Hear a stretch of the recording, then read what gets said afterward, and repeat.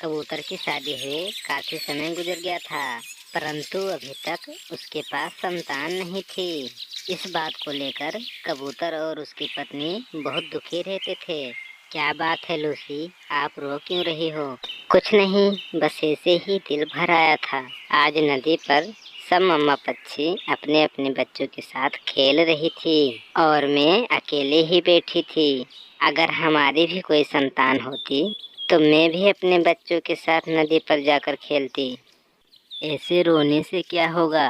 भगवान ने चाहा तो एक दिन हमारे यहाँ भी बच्चा जरूर होगा। अब आप चुप कर जाओ, मैं भोजन लेने जा रहा हूँ। ऐसे आपको रोता छोड़कर जाऊँगा तो सारा दिन परेशानी में गुजर जाएगा।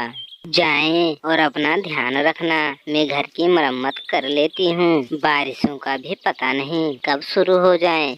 फिर बंटू कबूतर भोजन लेने चला जाता है। बंटू भी हर समय दुखी जरूर रहता था, परंतु वो अपनी पत्नी के सामने जाहिर ना करता, क्योंकि वो अपनी पत्नी को दुखी नहीं करना चाहता था। कबूतर, मुझे तो तुम पर बहुत दया आती है। इतना काम करते हो, घर भी पक्का बना लिया है, सब कुछ है तुम्हारे पास, परंतु किस काम का? अगर संतान ना हो तो? गौरी बहन, संतान का होना या न होना पक्षियों की बस की बात थोड़ी है। मैं तो कहती हूँ तुम दूसरी शादी कर लो। ऐसा भी हो सकता है कि दूसरी पत्नी से तुम्हारे भी संतान हो जाएं। मैं लूसी से बहुत प्यार करता हूँ, मैं ऐसा कैसे कर सकता हूँ? अपनी पत्नी का सोतन कैसे ला सकता हूँ मैं? तो फिर ऐसे ही मर जाओगे और कोई तुम्हारा नाम भी नहीं लेने वाला होगा। बंटू कबूतर वहाँ से चला जाता है। कितना प्यार करता है ये कबूतर अपनी पत्नी से। और एक मेरा कालू है, कभी मुझसे प्यार से बात तक नहीं की। शाम को चिड़िया लूसी के पास आती है। लूसी बहन, कल आप मेरे साथ जाना, हम बुलबुल दी के पास जाकर आपका चेकअप करवाएंगे। मैंने सुना है बुलबुल दी के पास एक ऐसा फूलों का रस है जिसे पीने से मम्मा पक्षी को अंडा हो जाता है। सच चिड़िया बहन, आपने हमें पहले क्यों नहीं बताया? अगर ऐसा है तो हम कल ही बुलबुल दी के पास चले जाएंगे। बंटू जब घर आए तो उससे पूछ लेना, मैं कल आऊंगी। फिर चिड़िया वहाँ से अपने घर चली जाती है। बंटू भी भोजन की खोज कर लेता है, वो भी अपने घर वापस लौटता है। सुबह रो रही थी और अब बहुत खुश लग रही हो पत्नी जी, क्या बात है?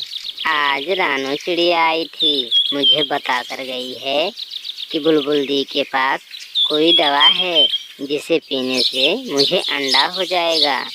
अच्छा, तो बहुत खुशी की बात है। तो फिर कब जाना है बुलबुल दी के पास? कल जाऊंगी मैं चिड़िया बहन के साथ।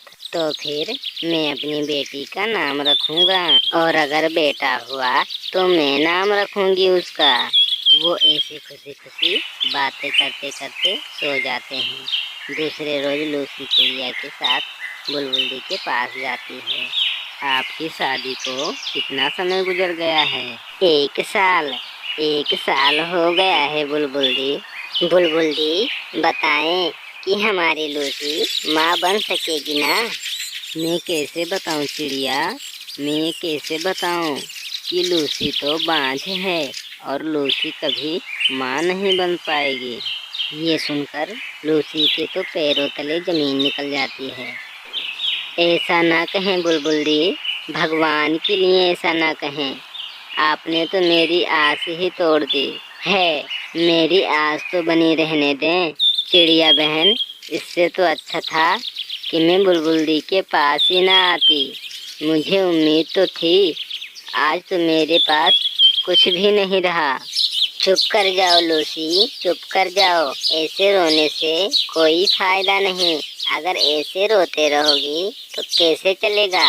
तो ले आई हो दवा बुलबुल दी से, क्या कहा बुलबुल दी ने? परंतु लूसी तो चुप थी, वो तो रोए ही जा रही थी।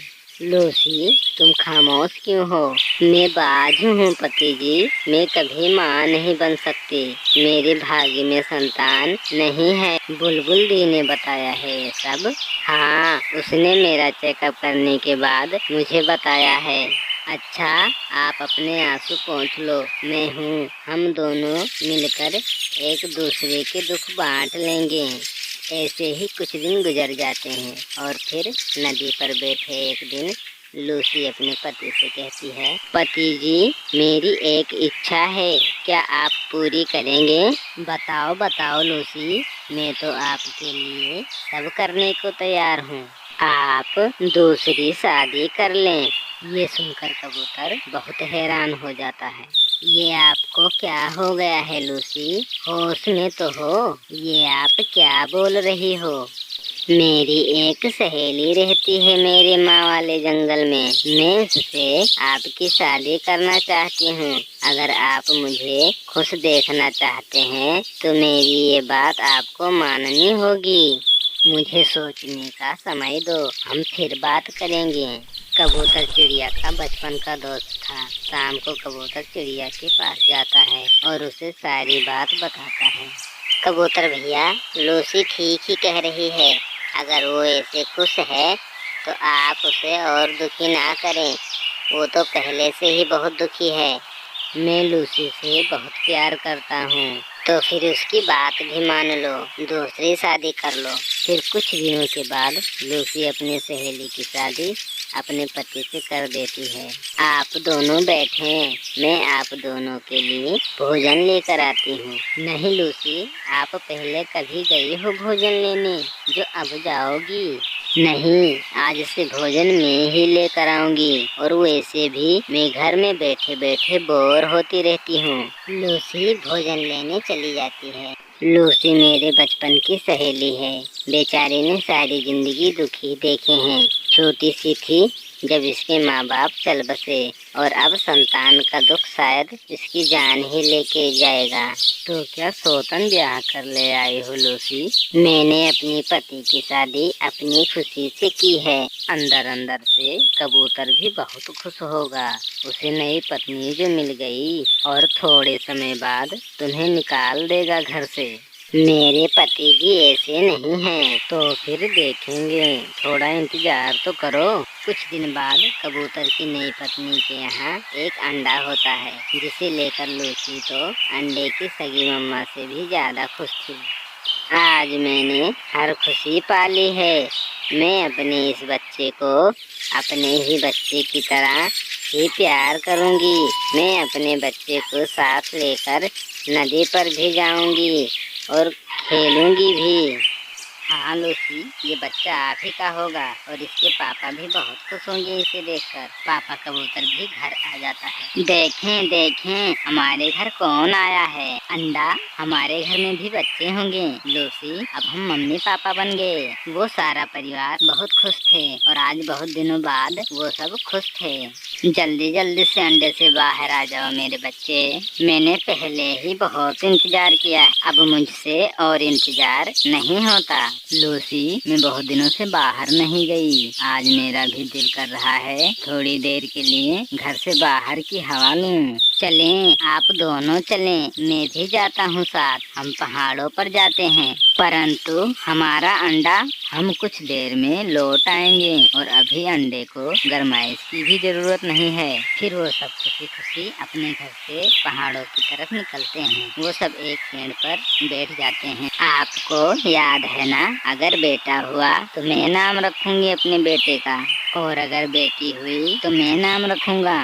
वो बहुत खुश थे, पर शायद अभी दुखों ने उनका पीछा ना छोड़ा था, क्योंकि एक तीर जो किसी शिकारी ने दूर से चलाया था कबूतर की तरफ तेजी से बढ़ रहा था, जिसे देख तुरंत लूसी अपने पति को दूसरी दिशा में धक्का दे देती है और वो तीर लूसी का सीना चीरता हुआ पार हो जाता है और लूसी मर जाती है। बाबा कबूतर और मम्मा कबूतरी उड़कर वहाँ से थोड़ा दूर बैठ जाते हैं। ये क्या किया लूसी, आपने अपनी जान देकर मुझे बचा लिया। मुझे मर जाने देती। पति जी, शायद इसलिए कि लूसी आपको अपनी जान से भी ज्यादा प्यार करती थी, इसलिए उसने अपनी जान देकर आपको बचा लिया। लूसी, मैं कैसे जी पाऊंगा आपके बिना। जालिम शिकारी, तुम्हें क्या मिला? हमारा हंसता बसता घर तुमने उजाड़ दिया। फिर जब नदी पर बैठकर बंटू कबूतर और उसकी पत्नी अपने सुंदर से बेटे के साथ खेल रहे थे, तो लूसी की याद कबूतर को तब भी सता रही थी, जो अब समय के साथ साथ थोड़ा कम हो गई थी, क्योंकि दुख और सुख जीवन का हिस्सा है।